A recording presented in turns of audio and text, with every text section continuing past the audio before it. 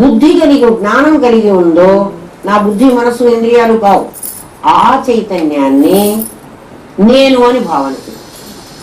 అది ఏమవుతోంది అంటే అది బ్రహ్మం అవుతోంది. అహం బ్రహ్మాస్మి అన్న పదానికి అర్థం అది. అది నీకు తెలిసిన నాడు నాకు ఎట్లా తెలుస్తుంది?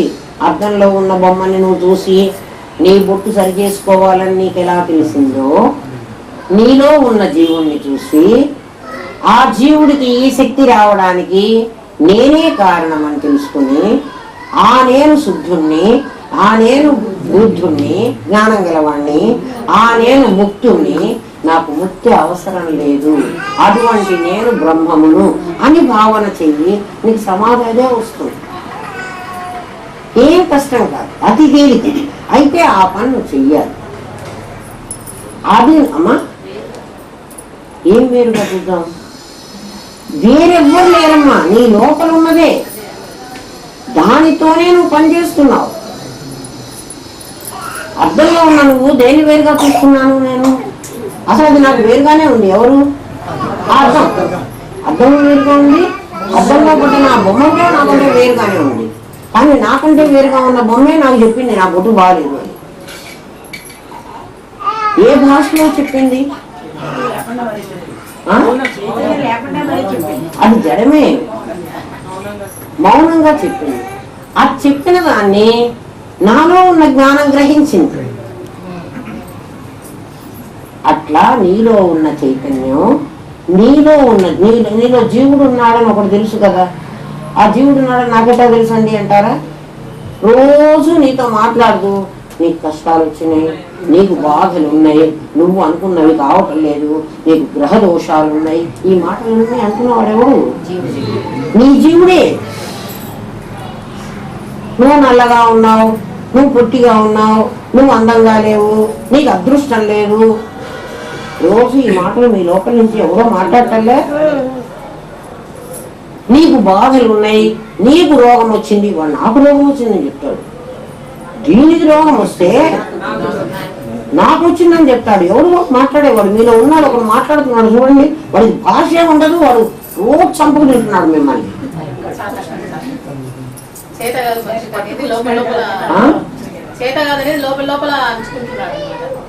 ఒకడు అంటున్నాడు వాడే కదా, వాడే కదా నిన్ను వాళ్ళు ఇట్టండి, నువ్వు వాళ్ళు అట్లండి, నువ్వు అనకపోతివి, నువ్వు మళ్ళీ ఎదురు తిరగకపోతివి, నువ్వు కొట్టకపోతివి, నువ్వు వాడిని ఎవరినో ప్రేమించావు, అది నీకు లొంగకపోయా.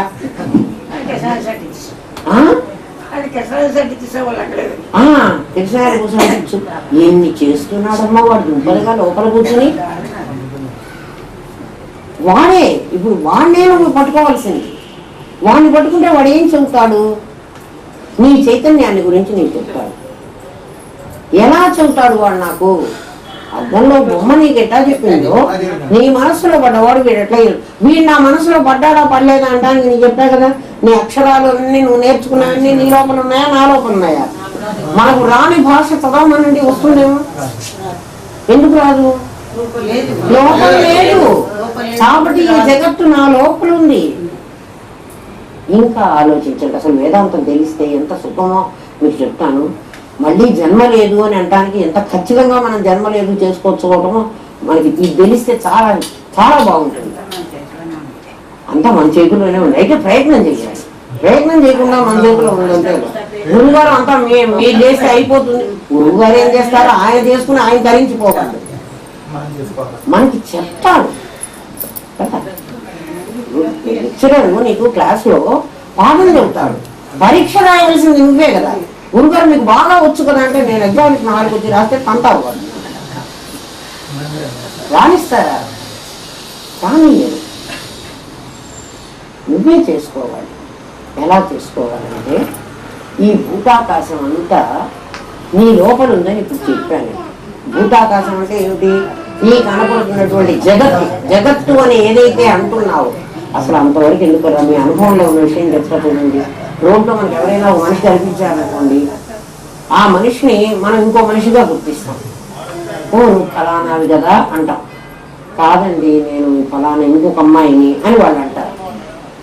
ఓ అమ్మాయి కాసేపు ఇట్లా చూసుకుంటాం, ఇక్కడ చూస్తాలే మనం లోపల వెతుక్కుంటున్నాం అంటే ఆ అమ్మాయిని మొదట మనం అనుకున్నప్పుడు ఇంకో బొమ్మ మీదకి వెళ్ళి ఆ బొమ్మను దాని మీద వేసింది, అందుకని ఆ బొమ్మ అనుకున్నాను నేను.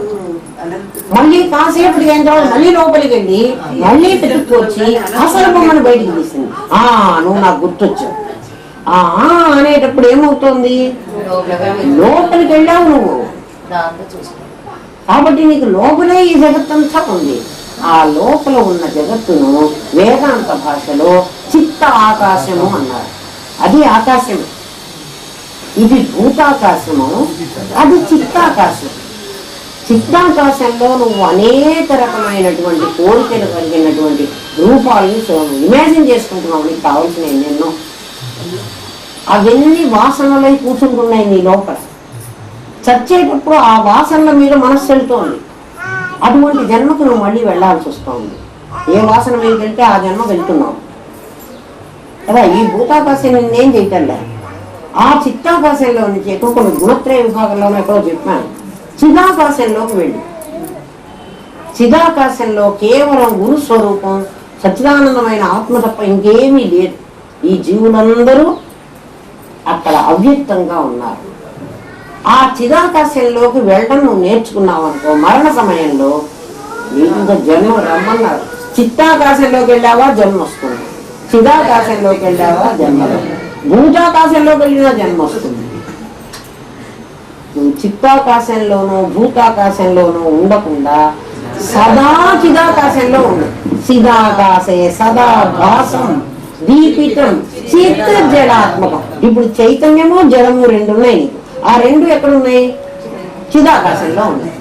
అక్కడ నీ గురుస్వరూపం నీకు వెలుతురుగా నీకు ప్రకాశిస్తూ ఉంటుంది. నువ్వు అందులోకి వెళ్ళావనుకో మరణ సమయంలో ఇంకెక్కడికి పోకర్లేదు, నువ్వు నిత్యము ముక్తుడివే. నీకు మోక్షం వేరే అవసరమే లేదు. చచ్చిపోయేటప్పుడు నేనేం చేయాలమ్మా, రామనామం అనుకోవాలా, అహం బ్రహ్మాస్మి, అహం బ్రహ్మాస్మి ఎక్కడలే రామనామం ఇప్పుడు కూడా అక్కడలే. మీ అమ్మ నీకు ఎప్పటిదాకా నీ పేరు ఫలానా అని చెబుతుంది, ఆ పేరు నీకు అలవాటు అయ్యేదాకా. తర్వాత నీ పేరు జపం చేసుకోమని చెప్తామా? అస్సలు చెప్పం. అహం బ్రహ్మాస్మి ఎప్పటిదాకా అనుకోమంటాం? నువ్వు బ్రహ్మమని నీకు అర్థం అయ్యేదాకా. నేను ఆ చైతన్యం, ఇంకా సమాధి లేదు ఏమీ లేదు. నువ్వు ఆ చైతన్యం నీకు తెలిసిన తర్వాత ఇక ధ్యానము లేదు, సమాధి లేదు. అన్ని లేదన్నారు కదా, ఇవాళ నుంచే మాకు లేదు లేదు. అదే నువ్వు పిహెచ్డి ఒకసారి తీసుకున్న తర్వాత నేను మళ్ళీ 1వ క్లాస్ చదవమంటే అప్పుడు నేను చదవను అనొచ్చు. కానీ నేను 1వ క్లాస్లో ఉండగానే నేను పిహెచ్డి నాకు వచ్చేసిందండి, నాకు ఇచ్చేశారు డాక్టరేట్ అంటే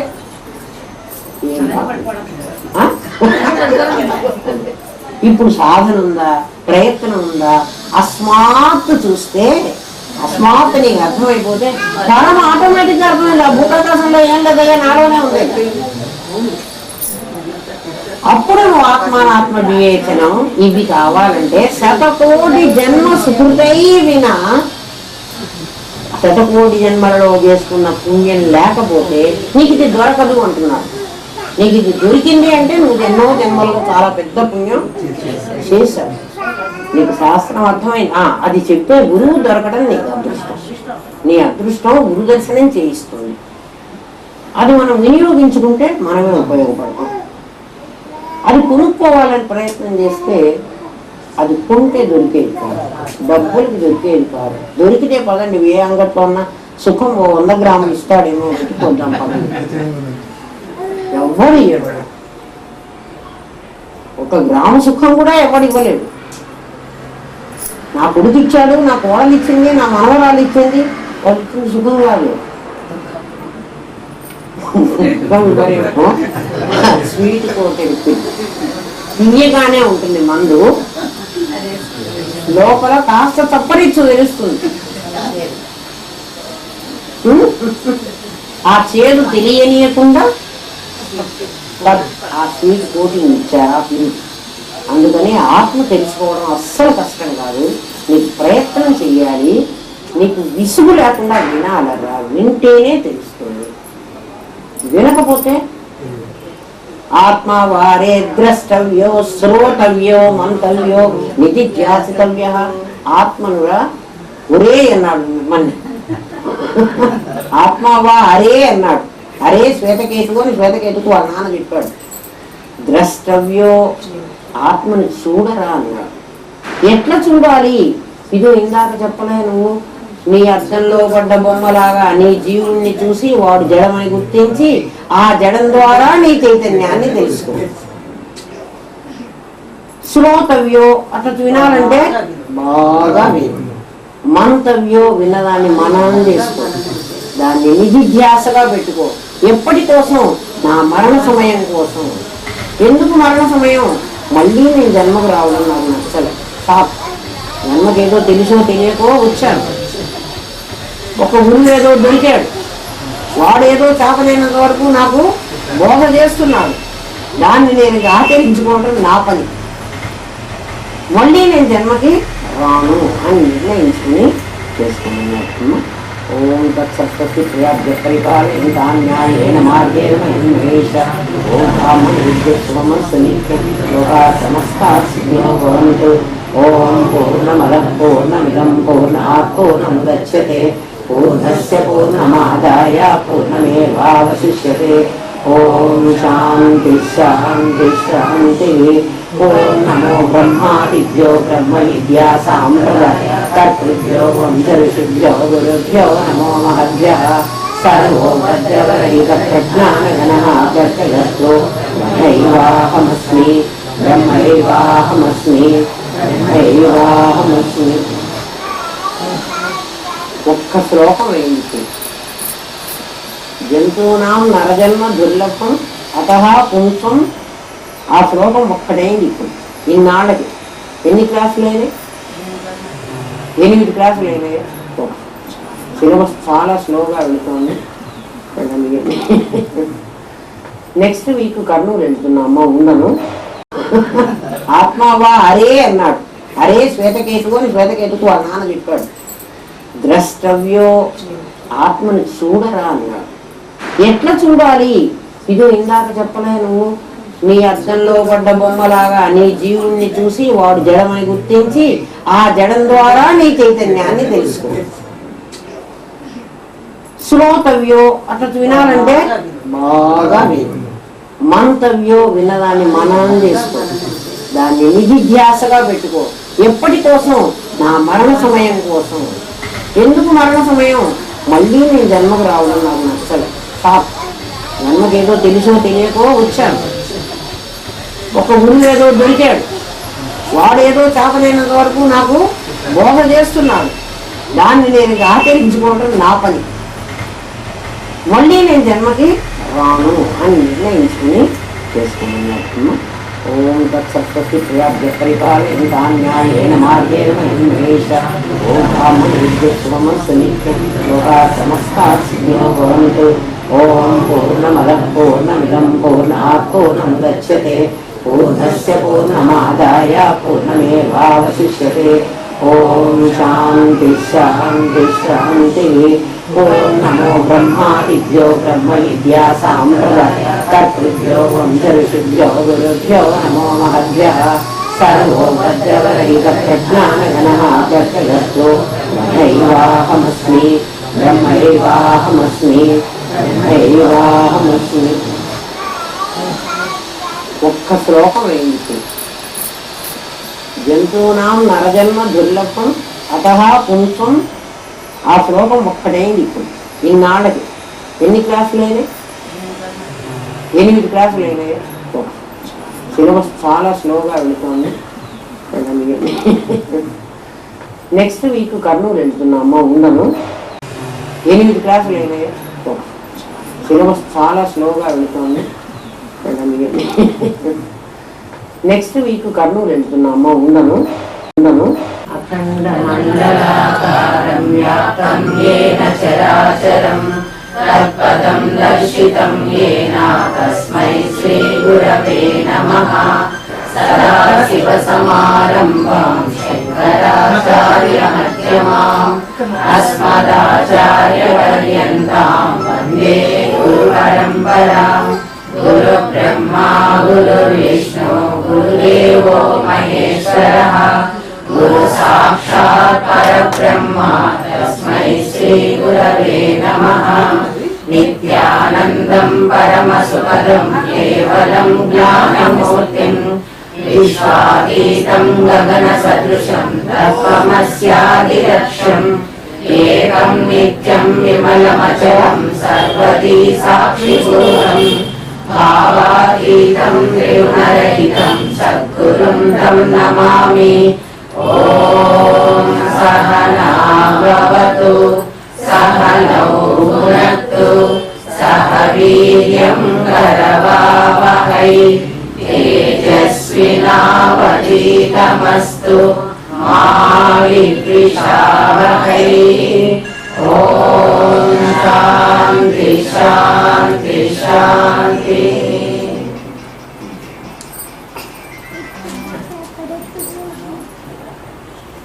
విద్వత్తు అస్మాత్ పరం అంతవరకు చెప్పుకున్నాం మనం. అస్మాత్ పరం దగ్గరే మనం ఇంకా ఉన్నాం.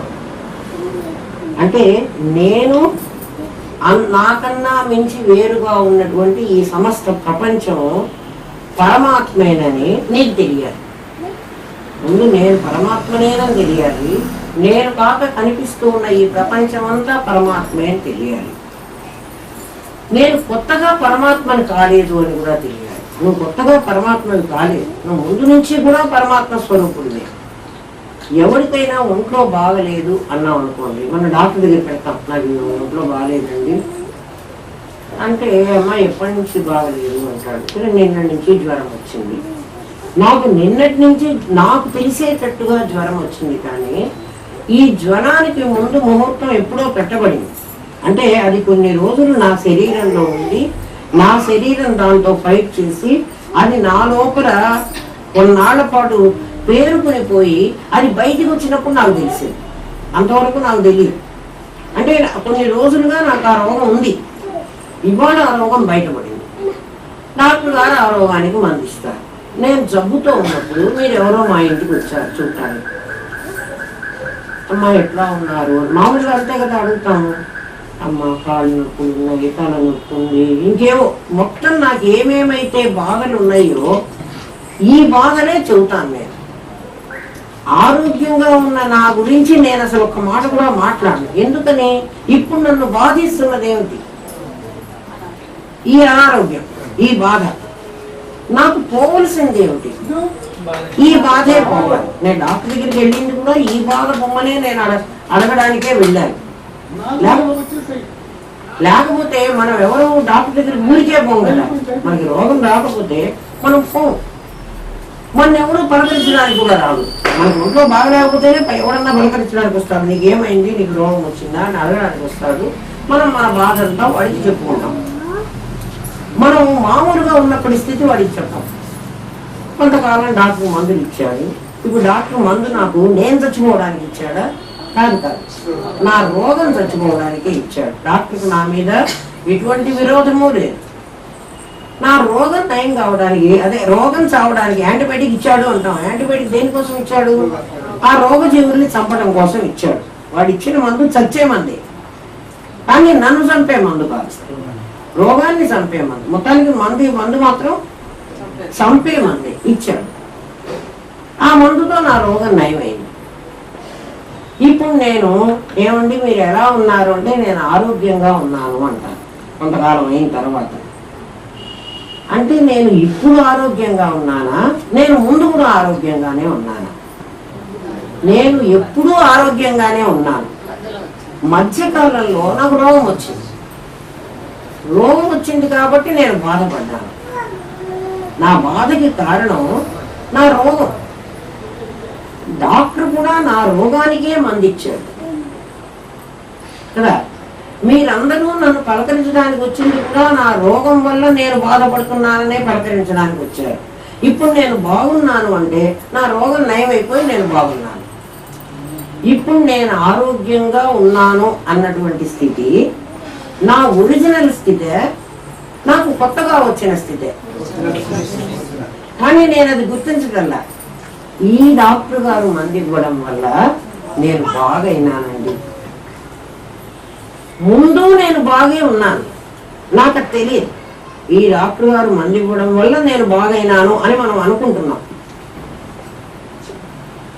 అట్లా ముందు ఆరోగ్యంగా ఉన్న నీవెలాగో అట్లా సచ్చిదానందంగా ఉన్న నువ్వు అలాంటి వాడికి. నీ అసలు స్వరూపం ఏమిటి? సత్తు చిత్తు ఆనందమే. మధ్యకాలంలో ఆలోచించడం నీకు ఈ రోగం రాలేదు. ఈ సంసారం అనేటువంటి ఈ రోగం నీకు పట్టిందే, ఇది ఒక్కసారిగా రాలేదు. చీమగా దోమగా